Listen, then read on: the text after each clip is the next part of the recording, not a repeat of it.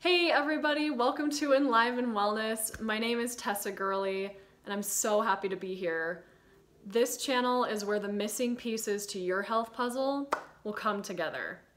First of all, I want to say thank you to everyone who's making this channel possible, all my subscribers, people reaching out. It's a joy to be here for you. Shout out to Stephanie.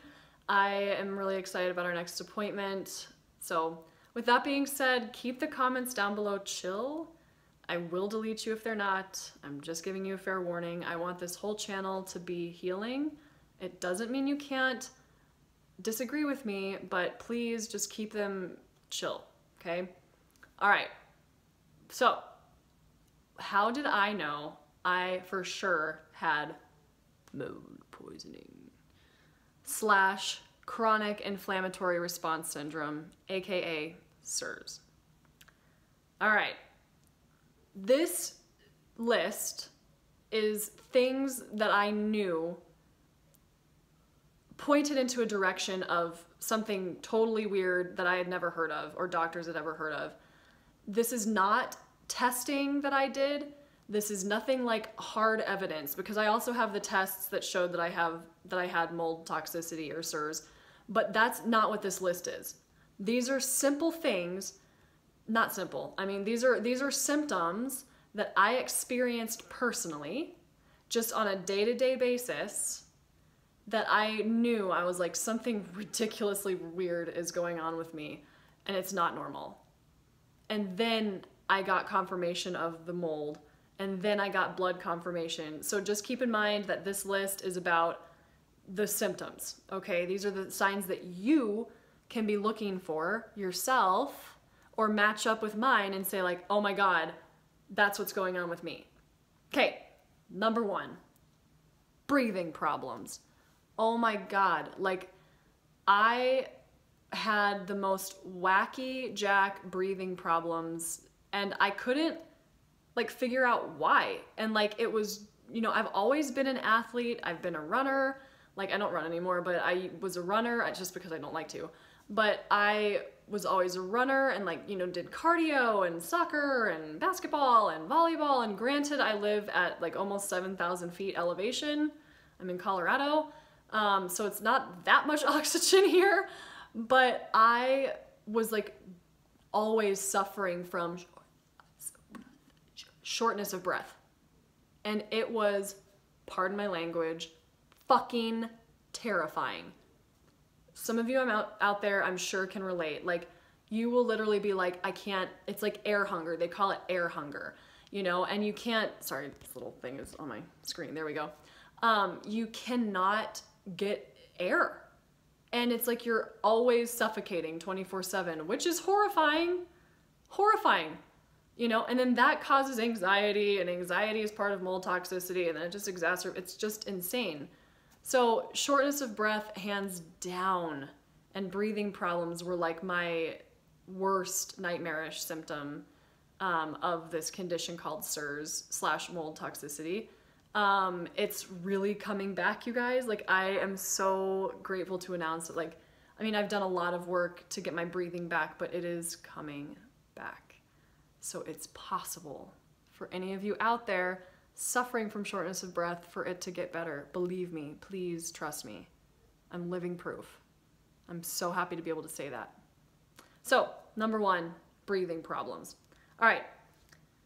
Number two, weird vision problems. I mean, like, I was like, what the heck is going on with my eyes?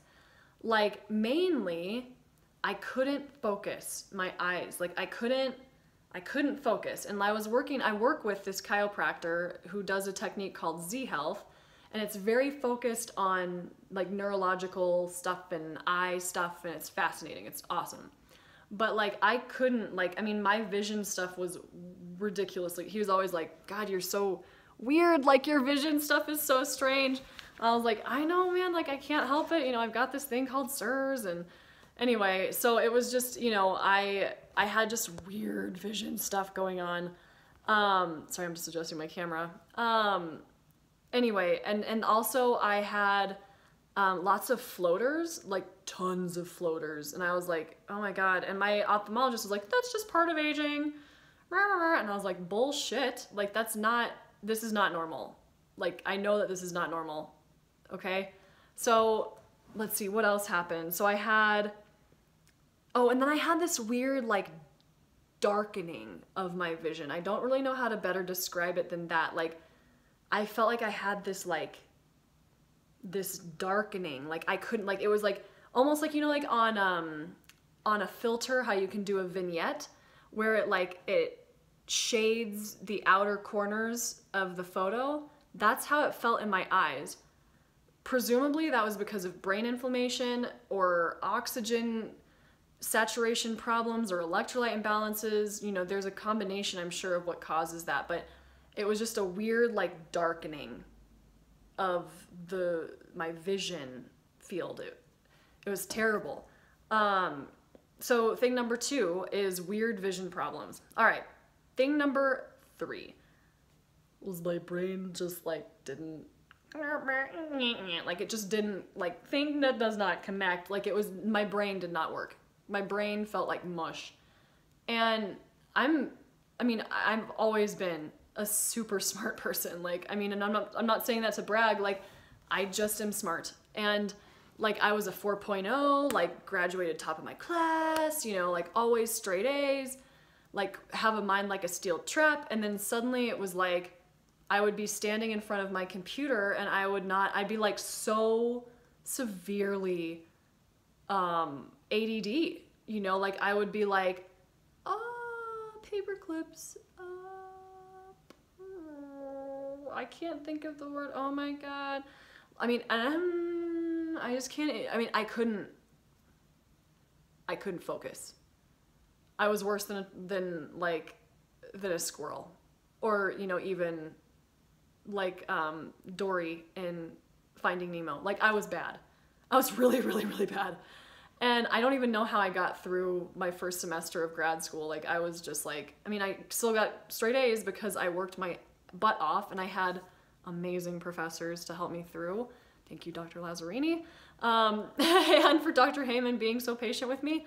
But I was, like, riding the struggle bus. Like, so anyway, really couldn't think clearly. I couldn't remember things. Like, I would be reading. Oh, I had a really hard time reading. Really hard time reading. Like, I'm starting to be able to retain reading material better. I'm mainly an auditory person. I actually have special services at my school because I just retain better when I hear the books.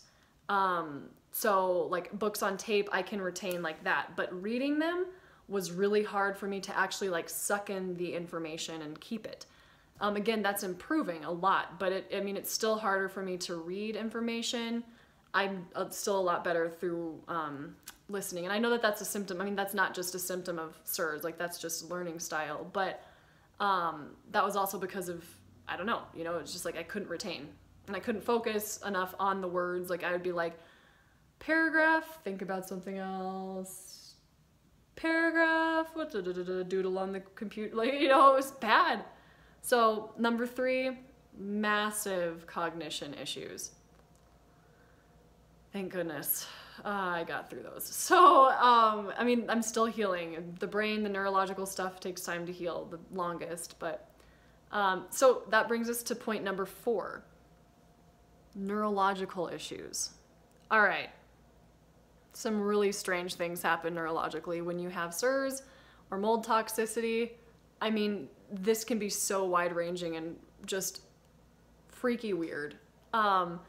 Mine showed up in a couple of really weird ones that, like, my chiropractor was like, I don't even know what to say about this.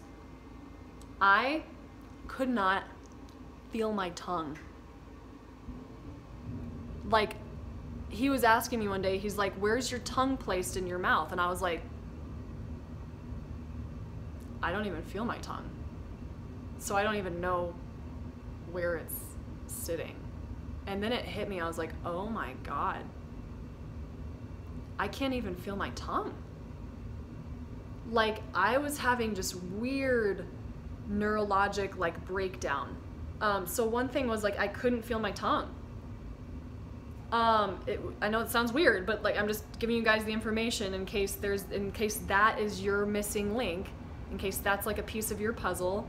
That's why I'm putting it out there. I was also like super neurologically sensitive. Like, I mean, you know, from everything from sounds to sensations, like I would just be like so overwhelmed neurologically constantly. Like I was like, I really would just want to sit in my room in silence and just not move and do anything, because that's where I was like, oh, my nervous system was like, peace, that's peaceful, there's not a lot going on now, you know. And my poor little nervous system was just like on fire and just reacting to everything. And again, you know, like this isn't just specific to like CIRS and mold toxicity. I mean, that can be symptoms of being an empath, which is not a bad thing. You know, I mean, I'm an empath. A lot of you out there are probably very empathic. Look that up. I know it's getting into kind of like some woo-woo stuff, but it's true. And it's very legit. And I'm kind of into some of that woo-woo stuff, and I'm sure some of you are too.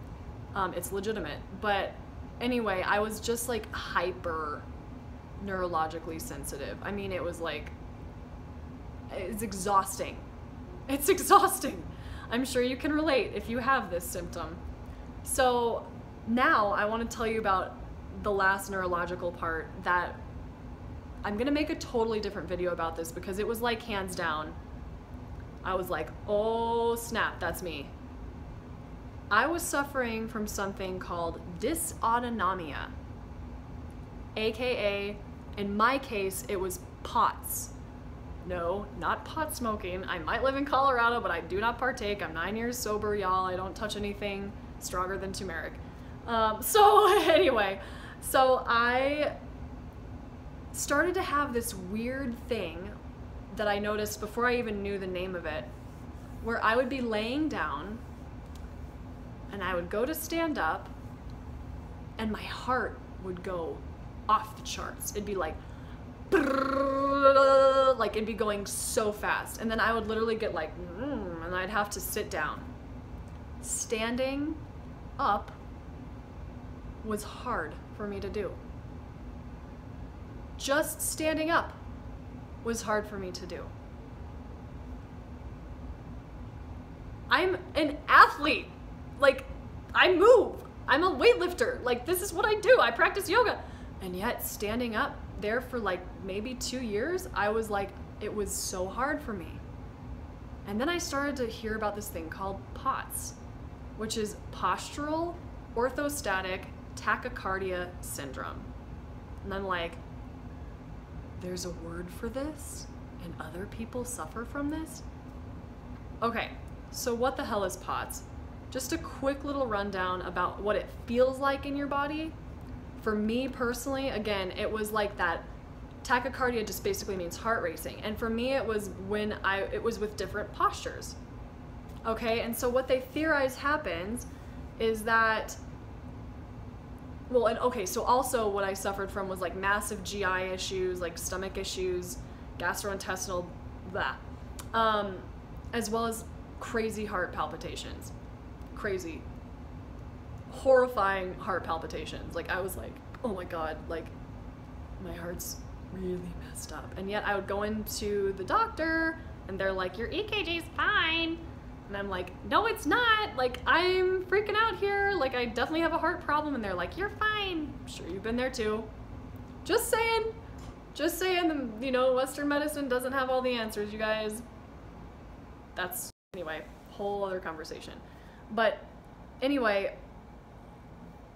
what basically happens is that when you stand up, what they say on, it's called POTS International, or Dysautonomia International, pardon me. You can look it up online. It's Dysautonomia International. They've got awesome information on their website. Just know that you're not the diagnosis.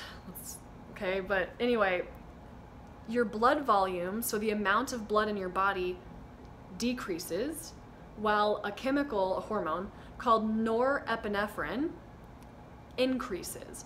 Norepinephrine is very much responsible for muscle contraction, including in your heart. So your blood volume goes, norepinephrine goes, whoop, and your heart starts to, right? And it's an awful feeling. So many of you out there can relate. I know this because I get this from the people that I work with all the time. They're like, I get these weird heart palpitations and oh my God. And I'm like, yeah. Now, here's the key, is that I've done more research on this. This could very much be linked to mineral deficiency. Why do you think I'm such a fan of remineralization? So many reasons. And if you need more information about what remineralization is, reach out to me at the email down below. Happy to work with you and like help you on your journey and help remineralize you, because it is crucial. Not just because it helps you detoxify, watch my videos about detoxification and remineralization, but also because of this dysautonomia BS, which is so awful. It sucks. And it's an electrolyte thing too. It could potentially be driven by an electrolyte imbalance. What does remineralization do? It repletes your electrolytes, which helps your body control its blood volume, and it helps your blood pressure, and then your body's like, oh, I can stand up and it doesn't freak me out. It's awesome. So, thing number 4, I should say, was neurological wackiness, including dysautonomia / POTS. What's the last and final thing that indicated to me that I had mold toxicity / CIRS? Simply, I felt like crap when I was at home. I felt like crap in the moldy environment, specifically locationally. So specifically when I was in my kitchen or in my living room, which lo and behold, we found the Stachybotrys in my kitchen. I never tested my living room because it was huge, like vaulted ceiling craziness. And I was like, to save money, I just said, well, let's just test the kitchen, you know? And so we tested the kitchen. Sure enough, Stachybotrys showed up. It also showed up in my garage, which is where I meditated for 10 minutes a day. Every day.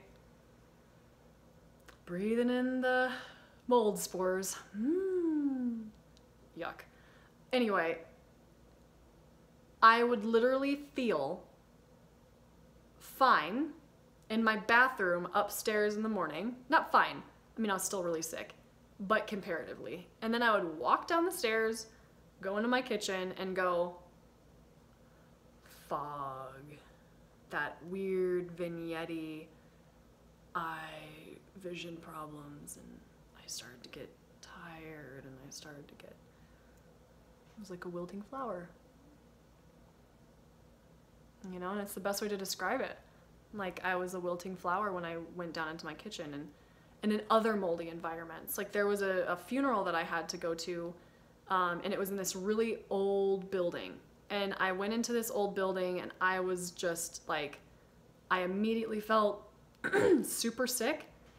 And, you know, like, I started to get this, like, for me, it'll get like a weird, like, sinusy, like, post-nasal drip sort of feeling.